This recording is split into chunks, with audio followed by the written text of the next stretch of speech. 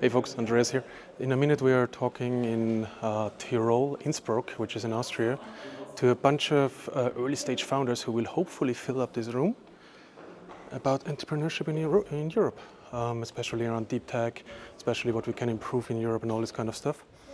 I thought it's like a good chance to like just summarize my POV on these kind of things and see what the people are telling me as a feedback. Yeah, let's fucking go.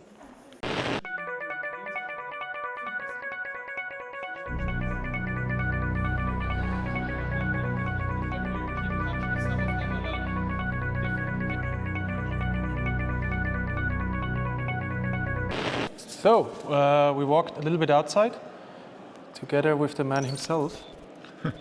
So first of all, thanks for organizing this. Well, thanks for coming and giving a keynote. Appreciate it. Like, I honestly believe these kind of projects, these kind of programs are the things we need a lot more in Europe. You know, I agree. Like getting the young people, like helping them figure stuff out, get them the right people to talk to, get them more international people, like connect all of that. I think this is very much needed in Europe. Is it fair to say that you were involved in at least in one of the largest deep tech companies in Europe, if not the largest? It's not the largest, it's the third largest. It's a company called ARM. The largest one is ASML, the second largest. Fair enough, ASML, yeah, was like, that's yes, the second largest tech company is SAP, but the third largest is ARM. So like it's the second largest deep tech. I do not consider SAP like a deep tech company. Okay. Yeah. And it's the largest in the UK now.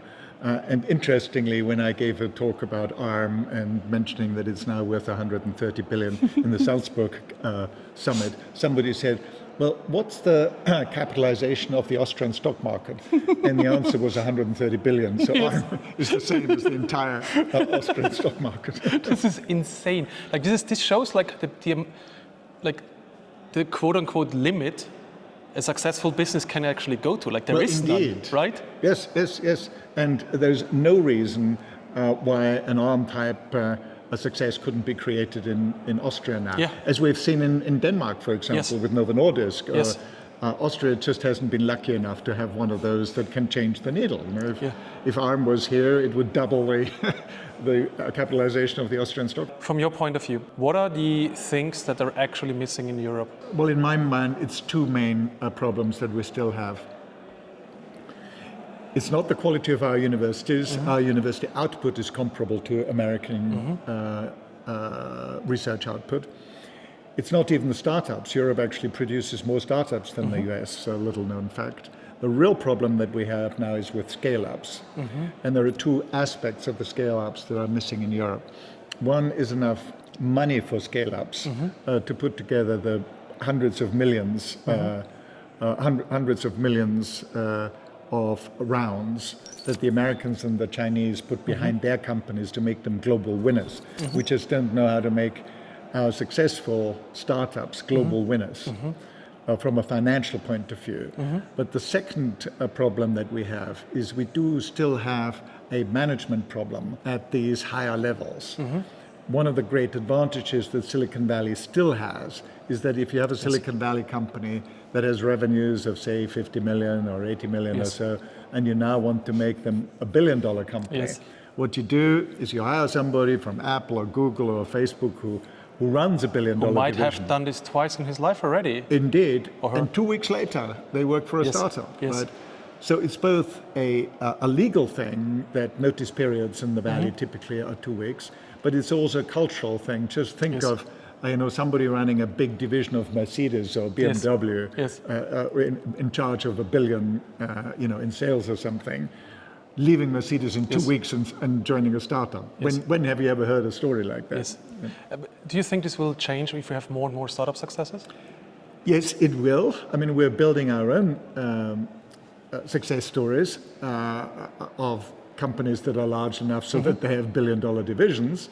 But we can also attract talent from America. So, for example, when we built up Solexa, which revolutionized gene sequencing, we did exactly that. We went to the guy in ABI who ran a billion-dollar division, and his name is John West, and we said, John, we have bad news and we've got good news for you. The bad news is we have a machine, you're selling $1 billion of gene sequencing machines.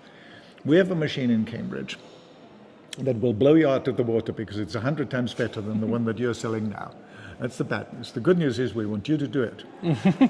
Good pitch. Yeah, and he came to Cambridge. He's a MIT physicist. He looked at the technology. He realized it was 100 times better, and he became CEO of that Cambridge company. And this is now.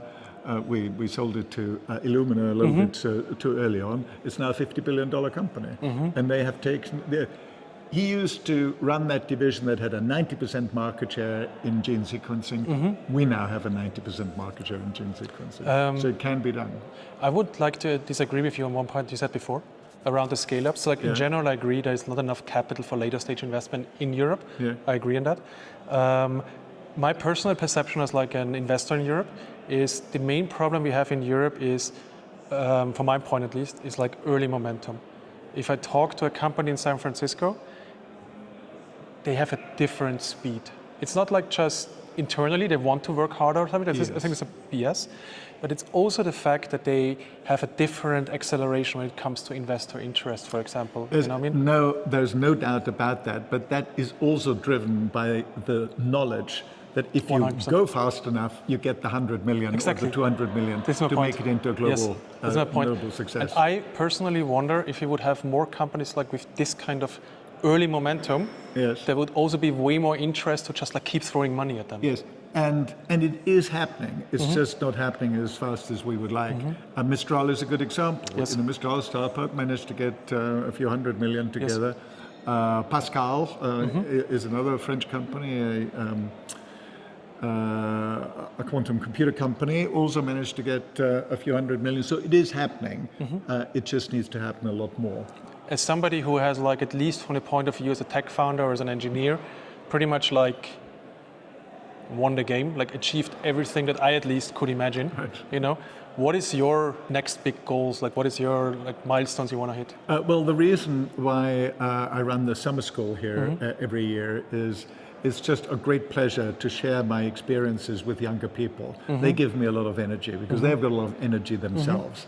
And if we can create that excitement about a new technology, the excitement of building a substantial company for Europe, because I'm a passionate European. I do believe that is actually very attractive for young people. Then I find that very satisfying. Amazing.